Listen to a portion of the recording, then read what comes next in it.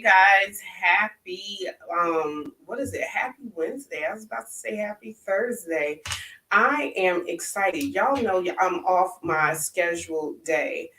And that's because I want to bring a friend of mine. She just got an exclusive day, y'all. I just it's straight up exclusive because I'm like, I call her Adrian, because she just like me, y'all. Her name is almost spelled like mine. But I actually connected with this woman at Grant Cardone's event. And amazing, super sweet. But I'm not going to lie, she surprised me because the minute she opened up her mouth, I said, this chick is a straight up boss and she's killing it.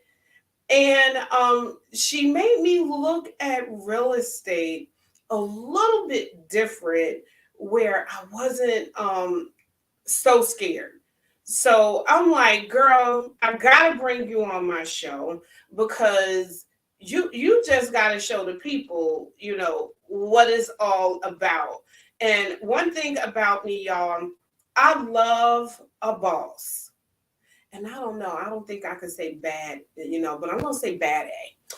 But I love a bad A woman that is out here killing it in areas where you really don't see see women, and especially women of color dominating the field like she is. So she's definitely a trailblazer, and I am going to bring her up. And I'm going to ask y'all to just please forgive me with the way that I'm talking. Y'all know I'm still having a flare up, so this mouth is all jacked up. But without further ado, let me bring my girl to the stage. Hey, beautiful. Hey, everybody. I am excited. Girl, we got to see your whole face. There we go. Yeah, I'm going to adjust. Girl, we got to see those lips. They all pink today. We should talk about how we became friends, by the way, because I think it was anointed and it was a destiny for us to become friends. Amen. So true. I know that God placed us together. Yes. Because like a lot of people laugh when I say that I'm introverted, extroverted. Both ways. And a lot of people go, I cannot see you as an introvert. And I'm like, believe it or not, it's a side of me that's introverted until I get comfortable with my environment. And a lot of people, we're the same. Yes, you too. And a lot of people don't realize that I have a problem with my vision. So I sit in the front of everything for a reason because I cannot see. So I went to the front, and what was it? Nobody wanted to sit by me. So sitting up here praying, like, Father God, what energy am I putting out when nobody want to sit by me? That's because that chair next to you is supposed to be for me. And I remember we were at the 10X stages. It was a speaking conference to help us speak better and get on stages. And I remember scanning the room, and everyone kind of already had full tables. There was some open seats, but I don't know. I just kind of like was walking, scoping out the room, and then I saw you, Adrian, and I was like, OMG, who is this lady? She looks so confident. She was dressed. I mean, if you know Adrian, y'all know she dresses like no other. And there was just this confidence about you just sitting there. Little did I know that you were praying for someone to sit next to you, and I felt a calling to sit next to you. So it was 100% appointed. And I sat next to you, and I was like, hey, I'm going to talk to her. And I remember just telling you, I want to be you. I was so confident. I love your outfit. oh my gosh, like let's be friends. And so, yeah, it was awesome. And I'm like, God just sat up there and was like, bam. We hit it off like instantly, started talking about every and anything. And then I found out you were just killing it in the real estate game. And the way that you talked like a boss and how you were not intimidated by it. And I'm like, girl, black people, we a lot of us are raised up. You go get the house and you go live in it, Yeah. not go get, and let alone you not only got one, but you started doing multiple. And I'm Yeah. like, oh, girl. And let I'm me tell like, you, and also, like, my background is full Latina. You can't see that, on the outside. People think I'm just, plain vanilla white, right? she's But a white girl with blonde hair. They like, yeah, no, but my mom is from Ecuador, like full Ecuadorian, and my father is Bolivian. So I am full South American, full Latina. That is my culture through and through. And so I also came raised up with the background of you don't get into debt. Debt is super bad. You also don't get into real estate because that gives you debt.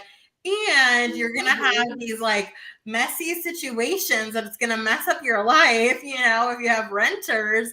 And so there was a lot of being scared around doing something different. I was always taught go to school and get a good 9 to 5. degree. Yes.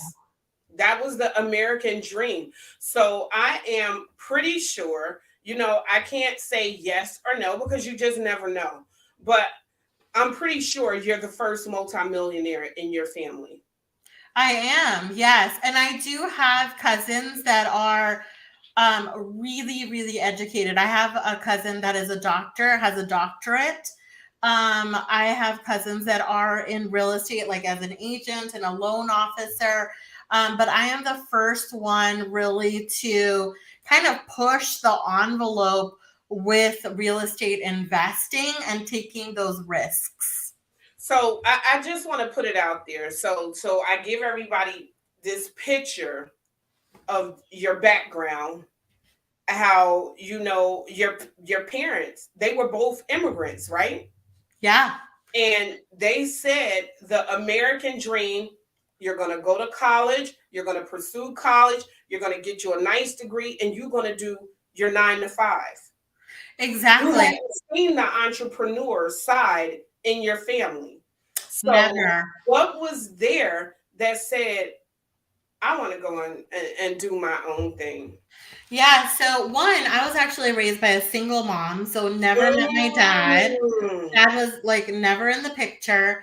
And I saw my mom struggling, and there was times in my life where we couldn't afford a car. And so I remember it being one evening we had gone to the mall, and we didn't have a car, and the bus dropped us off like a block or two. It was nighttime, block or two away from our house, and we began walking, and it started storming, and we were getting drenched. Wow. And I remember that time specifically because it really made me think like I don't want this life. Like I don't want to suffer like this. And everything's relative, right? Maybe that's not suffering for somebody, but for me in that moment, I remember it being like a lot to handle. And I needed to figure out how I could overcome this whole like wealth generating idea and how I could become more. And so that was when I was young. And then Wow. at that time, I was like, You're okay. freezing on me, girl. Oh no. She freezing on me. She's coming back. But y'all, when I mean, she was like, I'm like, you got frozen on me. I'm like, she got to come back. Oh my So, gosh, I'm sorry. yeah, no. But that was what like I really connected with your story, because you think about it. A lot of people when they meet these the people that are living what we call the American dream and they're millionaires, most people think that they were given something, or it was something that was handed down. Now, I know that you were given something and your mother gave you something. What do you think that she gave you in your childhood that created the person that you are today? Well, I mean, there's so many things, but one thing is that she showed me how I needed to spend money, and she didn't just frivolously spend money at any moment. It was a very sacrificial way to spend money. Like, she would give Amen. me opportunities and she would be without so that I could be with. Yes. So that was huge. And she also showed me generosity. And Mm. she showed me that even when she didn't have, she would give to others. And those two things were huge in my upbringing. And actually, the generosity component is what drives me today to keep building my wealth. And it's because we don't want our wealth, for me and my family, to just Come be on. for us, Come but on. we want it to transform communities and to transform the world. I don't want to leave my kids with a silver spoon because Jesus. that's not, those are not my values. I don't, we don't need the fancy things, the yachts, all the Come things on that now. you see in Come real on. estate, right? Wait a minute. Even though you could go out and buy a yacht, but you saying you don't need it because you would much rather. Yes. Oh wow. Yeah, Wow. we want to leave a legacy for our kids so that they can continue to build wealth with us, but it's for the impact of building out God's kingdom, of helping others, and really like elevating our community and world. So that's our purpose. And let me tell you, that is such a freedom because for us, we're like, if we make a bad decision, with our real estate investments, or something doesn't go wrong, or something goes wrong, not everything is perfect, right? We go back to that is God's money and he's going to take care of us either way, right? It's like, there was one point where I was like, we got to build wealth. We got to get into this and this and this. And I was starting to stress out about it. And then we just took a pause and said, it is amazing to have goals, but not to the point where we need to stress and strive so much, right? That's going to affect our health or is going to affect other things. But if we can think about this is God's money and everything that we make is for Him, for His purpose, then there's just so much freedom in that, and not being so scared, not being scared to take chances, not being scared to lose, not being scared to have too much. Wow. So now that you done opened up this door, I love that you opened up this door because of course everybody look at the name, the seven figure boss, and I have some people that judge it from the outside, but not truly understanding the meaning behind the seven figure boss. And they hate when I say you need the money. Yeah. I'm like, the money causes impact.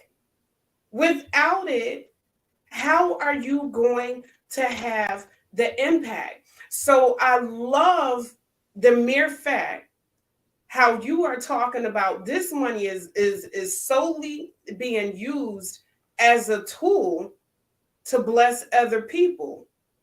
I Yeah. love it. That's the same thing with the other young lady, the speaker that I was telling you that y'all need to connect. Diane, Mm-hmm. girl, same way. She's a millionaire. Nobody even know it. And but she's a philanthropist. She has her whole little thing where she utilizes her money. She's a single woman, no children, and she utilizes her money to help other women in Kenya have things such as sanitary napkins, deodorant, body wash, you name it. And I'm like, when you think about it, you think about how God has created us to have an abundance, right? Yeah. And somebody brought to my attention where I never looked at it like that. They said when you have a negative mindset about the money and what you're going to do with it, he said it's demonic. And Mm. I said, wow, I never looked at it like that. Mm-hmm. He said, you think about the impact of money and what it could do for those around you. So, how do you teach your children what they're going to do? What kind of future are they building? Yeah. I mean, I really think it boils down to like, where is our heart in all of this, right? And like, our mind can tell us, okay, we want to build wealth for certain things, and I think it's totally fine to build wealth and also enjoy the wealth as well. But it comes down to your heart. And are you that conduit that God can use to keep giving you more because he can trust you with it? Amen. So, what was your first investment? Yeah, my first. How did you get into it? Was it like, oh, okay, let me do this? Was it something that you thought about for a while? Give us the rundown. Yeah, so the only thing that my family and I knew, because my husband and I, together, we grew up in working corporate America in Silicon Valley. And so the only thing we knew about investing was really our stock market, like our 401ks.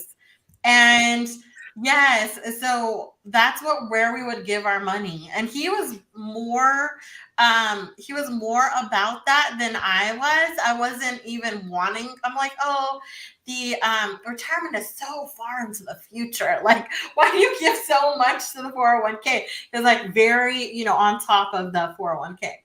But then we came to a point in our lives where we're like, Silicon Valley, I don't know, is for us because we started a family and we are working so much that we're not really enjoying our kids. And our kids are growing up so fast. We wanted to slow down. So we ended up just going to Texas, and we kind of looked at Austin, and then we came to Dallas area, and we looked at the DFW Metroplex, and we just fell in love with the culture, the people. So we ended up selling our house in California, and we had some money now that we could deploy into investments. And we started needing to figure out, what do we do with this, because we knew having it sit in the bank was not good. Like, we weren't making any money off of our money. And so I decided to not work anymore. And I said, I'm smart enough that I can figure this out. And I'm not a math whiz either, but I was like, I'm going to figure this out. So I talked to an old neighbor, and he's like, oh, I just bought rental properties. So I'm like, okay, we're buying a rental property, honey. Did not know anything about buying real estate, but I just knew we couldn't have money just sitting in the bank. So we end up buying a rental property in Austin. Never see it in person. It's been 2 years. We've had 2 leases, already, like 2 people lease every year. Have still never seen the property, but it is doing well, which is amazing. Right. We have, that property has appreciated in value even with the downturn of the market. So that's been fantastic. And then we have cash flow. But once I saw that, I was like, we need to do more. So let me figure out more about this real estate stuff. And at the time, I really didn't see any mentors or people like me.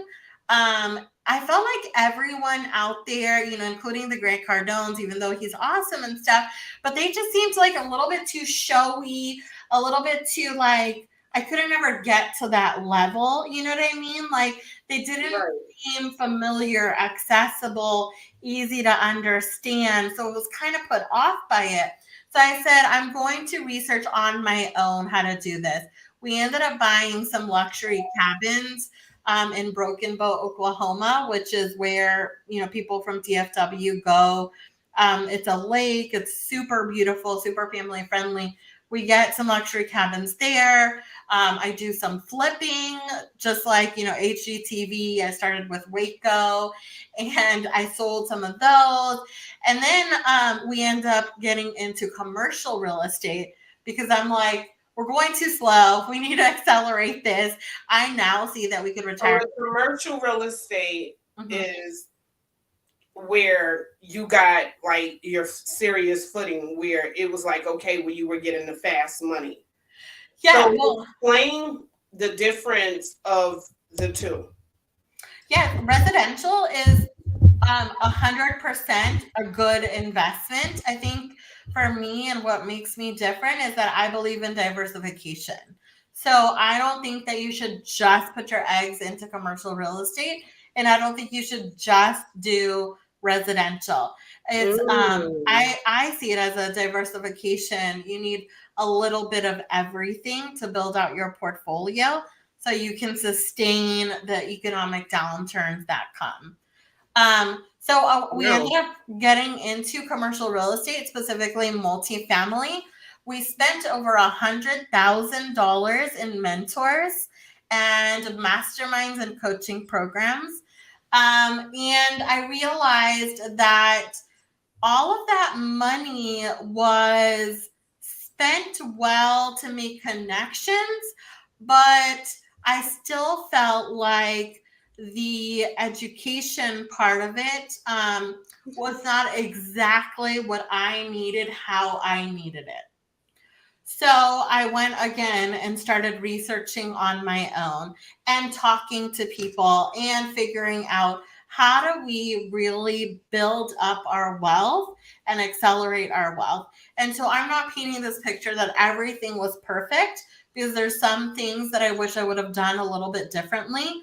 But I feel now I have a huge grasp of a big, huge picture of real estate investing that not I have not found one person that knows all of the things.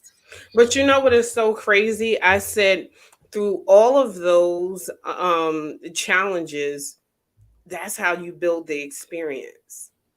Yeah. It truly is. You know, when you're comparing yourself to somebody else, it's like, what do I have? I have the experience. You Yes. know, when a lot of people are like, you know what, I can never do that. I can never be a millionaire. Look, she just got no. The only difference is, trust me, she got a lot more no's than you did.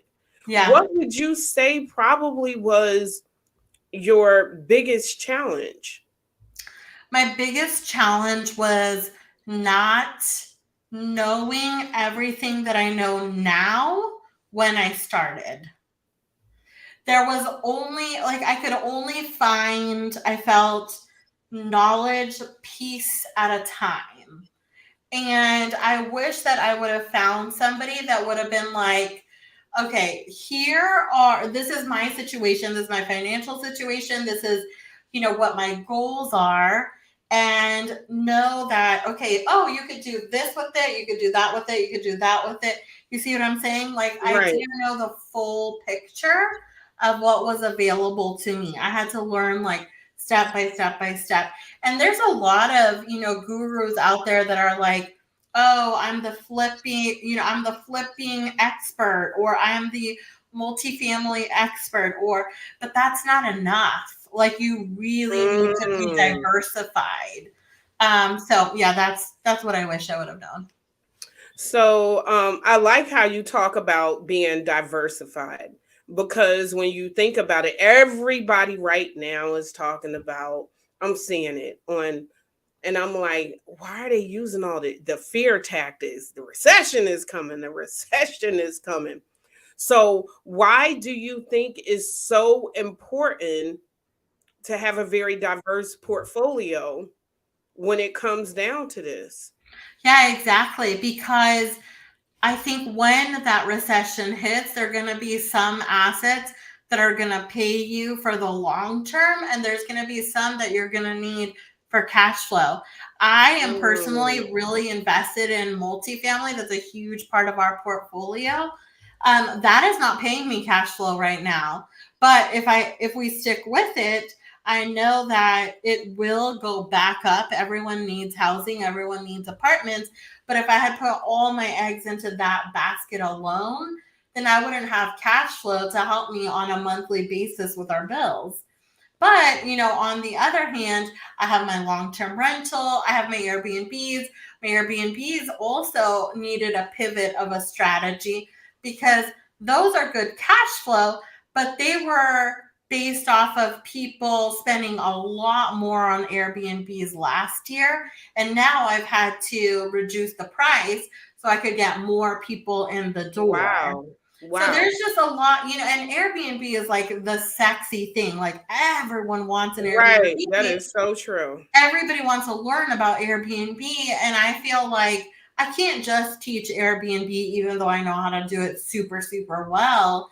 But the thing is that you have to know all your options because you can spend a lot of money and make mistakes if you pick the wrong thing. So it's good to know all of it.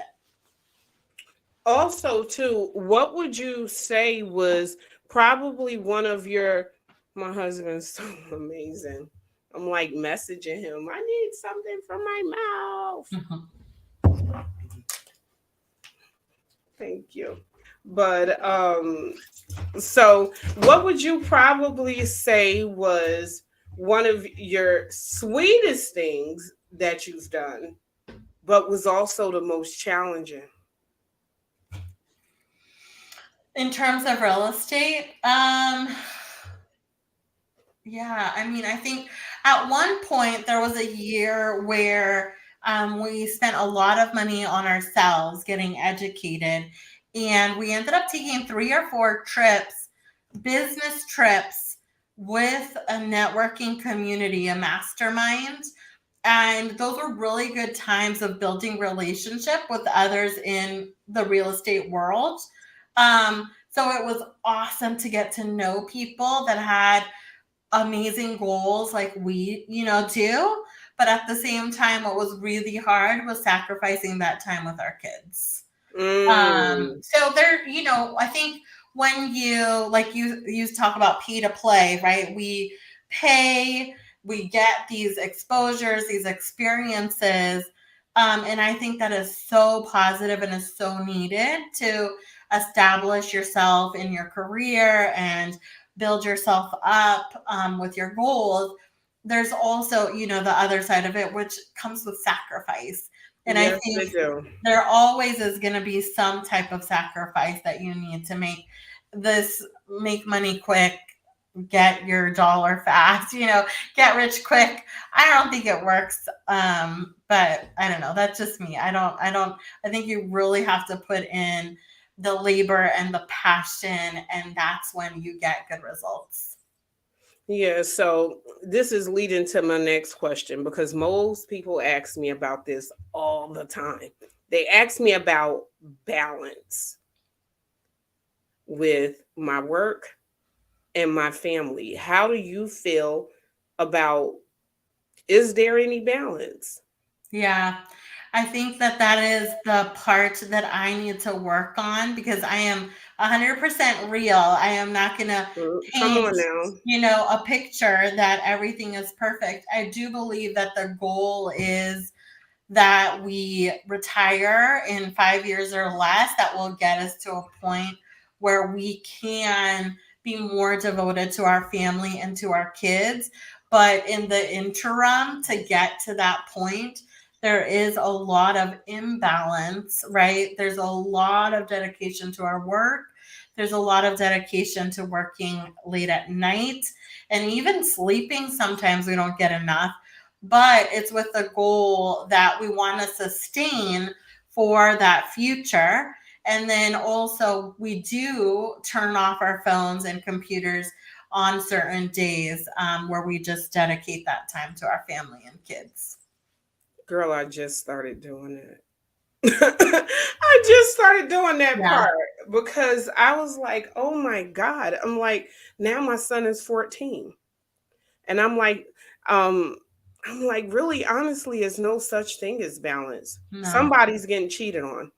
I'm like, Hmm. your business or your family, you know. But is I had to ask you that question because I'm like, I know that you're a mother and a wife and how much you love your family, but you also love your business. I do. I do. And there's actually something that I have to always keep at the top of my mind, and that is thinking of my time as a pie, right? And so if you think of the pie, what am I giving my slices of time to? And a lot of that is going to be my work. But what do I have left over? If I only have crumbs, the people that I love the Mm, most don't deserve my crumbs, right? And wow. so I need to carve out substantial pieces of the pie for those people that I love and I want to pour into, which is my family and my kids. Yes. So, what makes your program so different and so unique? I know what it makes. What's the difference? But my audience, they want to hear why should they invest in your program? Yeah, I mean, I think it's one, because I have a lot of experience and I actually am hands on in my business day in and day out. And I have discovered processes that I don't think really a lot of people know that save me a ton of time. And I'm really successful at what I do. And the other thing is that I'm hopefully very simple to understand, which is my goal is to make real estate investing super easy and accessible. And even for people that don't, understand it, because that's where I was too, that I make it easy to understand and that they feel that they can do it. I was there where I felt like, oh my gosh, what am I getting myself into? And I had to break that barrier and tell myself that I am worthy of doing hard things and I can overcome whatever is in my thoughts telling me that I can't do something. And so I'm like a big hype girl for people naturally.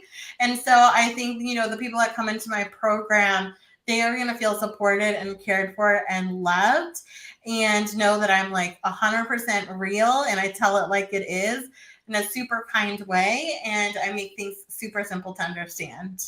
Yes. So also another thing that you did not mention, another thing that I love about your program is how you can teach people at any area of their life. You were the very first person that I had ever heard say, oh no, you find investors. Or, oh no, you don't need the money. Or, yeah, you could put some of this. I had never heard of anybody explain it where you can do, especially commercial real estate, so many different ways. So, without giving up all of your nuggets, okay, because you got to save it for the Seven Figure Boss Summit. If they want you, they got to come there so they can see you, so they can sign up. Um, but what is some of, like, if I came to you and I'm like, you know what? I'm like this 26-year-old kid. I'm just graduating out of college. I want to get into the world of real estate. Never done it before. I got this college debt. I don't have a lot of money. What would you suggest for somebody like me to do? Yeah, I mean, one is to get in the right rooms and partner with people that have the money, because I think people that have the money don't necessarily have the time. And so a person right Mm, out of college might have more time, right, than the other people. So you look for a partner that can balance you in that area. And I see that all the time. There's partnerships as long as you're hungry and you're willing to put in the work and the time to become the expert, you can also do real estate investing. And there's different points that you can start, but it's more finding the right person that you can partner with. But you can start with wholesaling. You can start with even commercial real estate. If you become a person that can analyze a deal super well, you are needed. You are 100% needed. So there's different Wow. points of entry. And even if you have, let's say, $5,000, you can partner with people that you know, like, and trust around you and become a tribe and invest as a tribe into a commercial property as well. So lots of points of entry, even if you don't have money. Love it. So now, what if I came to you? I'm going to think about all my neighbors, girl. So all my neighbors, I don't think not one of us over here are from Texas. They're all pretty much from California. So they come over to California and they got this money and they're like, girl, what should I do with it? I'm thinking about, do I just put it in the bank? Do I put it in the savings account? What would you suggest to me and why? Yes, I would tell you, have them call me because I've been there and I could go through like what are their goals and what do they want to achieve? How soon do they want to retire? How risk Mm, tolerant are they? Now, I'm not a financial advisor, but I could definitely speak to them from my experience. And that experience is now I know all of these different ways to invest in real estate. So if you tell me, I have this much, then I'm going to say, great, let's diversify that into this, this, and this. And I can teach you how to do it so you can do it on your own. So I'm not managing, like if somebody wants to get into Airbnbs, I'm not managing Airbnbs for them, but I'm going to teach you how to manage Airbnbs so you work less than an hour a week and you make 30% more because you don't need a property manager. So things like that. I can talk to them all day, every day. My huge passion because I was there. right. Wow. Girl, you just dropping some nuggets. So I'm hoping that they writing all this stuff down. So say for instance, girl, I'm asking it all. So, and I'm gonna tell our audience too. Let me tell them, y'all need to ask y'all questions. Y'all got it here. Ask these questions. So say for instance, your how are you dealing with, people that say, you know what? Let's go in and let's buy these apartment buildings that are like toe up from the flow up. And the reason why I'm asking this question because I saw it on the show. And the investor had bought into this building and he did not realize there were so many problems inside the building. Yeah, I know. There's so many, excuse me, I think there's so many ways that real estate can go wrong. But if you know exactly what you're looking for, right, and that comes with analyzing a deal. If I see a deal for an apartment building and it is tore up, it is needing a lot of work, there's tenants that aren't paying, I need to look at a few Red things. flag. One, I need to figure out, is there crime in that area? If it is a high crime area, it's going to be harder to rent and harder to sell. So the objective is always how much rent can you collect and how can you sell and how many years can you sell. So those are two things that I would look at. Another one would be, are there economic drivers? Are there places where the people that are going to be in that apartment building that they could work, close by, or is there a bus stop close by? There has to be some kind of link to a job situation for the people that are going to be living there. Another thing would be, are people moving into that city, or is it a city that people are moving out of? Oh, wow. You Yeah. know, because one of the things is in California, you might be able to find deals now because a lot of people are leaving California, and so Mm, because the tenant laws have gotten so pro tenant that people just aren't even able to collect rent anymore. But if you don't know that, you're like, that's a great deal on that apartment building in California. But then all these laws are kind of going against landlords, then you're really not going to make money. And the whole point of being in real estate is to make money, right? So there's just things that you need to kind of be aware of. Another thing is knowing your net operating income. That is huge because you need to know how much expenses the property has and how much income is actually being given, how much you're able to collect in rent. And if there is a history of people not paying rent and there's a history of economic vacancies, which just means that they are there taking up room in the apartment, but they're not paying, then that's going to be a very big lift to change things around. And so what might seem like a good deal isn't actually a good deal. Wow. Yeah, I had this real estate guy down here. He's always sending me all these different commercial properties. And one he sent me, he's like, "Oh, it's great. Brand new." And I'm like, "Okay, well, how many tenants?" Two. How long ago did they build this location? 7 years ago.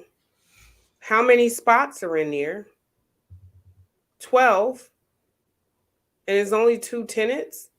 And you've built it several years ago? I'm like, I don't know if that's the deal for me, Yeah, because it seems like it's screaming it may not be an easy location or easy spot to fill. exactly. Exactly.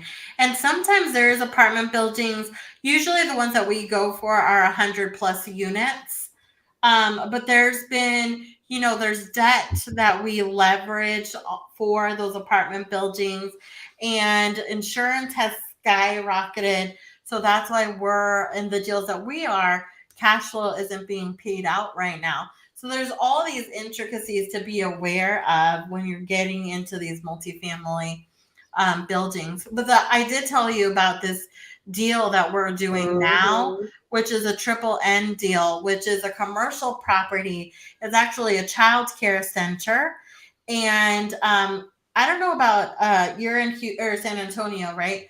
Here in DFW, the child care centers have a long waiting list. Like They do. over a year to get a spot at a child care center.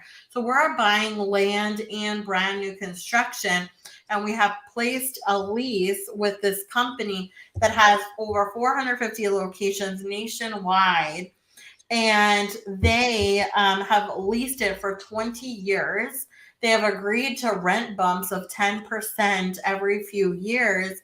And so our investors are able to get cash flow because it's, almost just like this well-oiled machine like that. There's already a 20-year contract on it. So every month our investors will get, a cash flow based on their investment. And then once we sell, we're targeting a 1.3 to 3x. You'll get a payout back to you on top of the cash flow. So that one is like an amazing deal. Wow. So this leads me to your next question, my next question for you, because I hear you talk a lot about how you bought and you sold a few years later. Where in my mindset, I thought you just buy it and you keep all this stuff and you just keep people renting or whatever from you. But I hear you say a lot, you buy it and you sold it. Yeah. The thing behind that is really figure out what your ROI is. That's the return on investment. Always be analyzing that on a yearly basis, because if you bought Airbnbs thinking that, based on last year's numbers and you were making a killing last year, but this year you really had to decrease the price of your Airbnbs to get more people in the door, it might not make sense to have all that money sitting there now. And you could probably put that money and turn it into something else. The idea is always just to look back and look at your numbers and see if your money is working for you to the best and maximum that it can work for you. Wow. So, if you was to leave the audience with one great tip on this whole investment world out here, what would it be? I think it would be believe that success is for you, and don't um, believe what's in your mind thinking that, oh, this sounds complicated or it sounds unreachable, because it truly is something that's reachable. It is truly something that's accessible, and it's something that you can learn even if you aren't like super good at math. All you need really is to believe in the mindset that wealth is for you and this can be for you too. I believe that it's a huge wealth generating opportunity for people, and they just don't know about it. So it's all about closing that gap of knowledge so that they can then unlock just a better life for themselves of financial freedom and time freedom as well. Wow, love it. So, what's up for you next? Well, so I'm starting my coaching program. I just finished my website, which is realsimplerealestategal.com.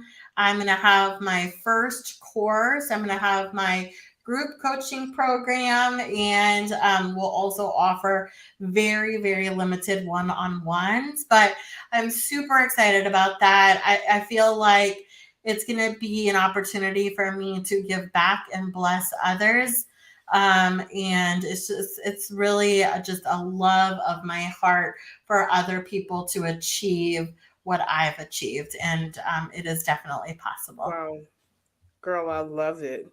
So, how can they find you? How can they stay connected with you? Yeah, so realsimplerealestategal.com, and then you'll find all my social media buttons there on the website, and then also on TikTok, Real Simple Real Estate Gal, on Love the TikTok. Instagram, Real Simple Real Estate Gal. So yeah, and on Facebook as well. And girl, I love all those TikToks. I be over there like TikTok and Instagram. You really be killing it. So Thank I you. love it. I wanted to tell you thank you so much for all of the golden nuggets that you have shared tonight.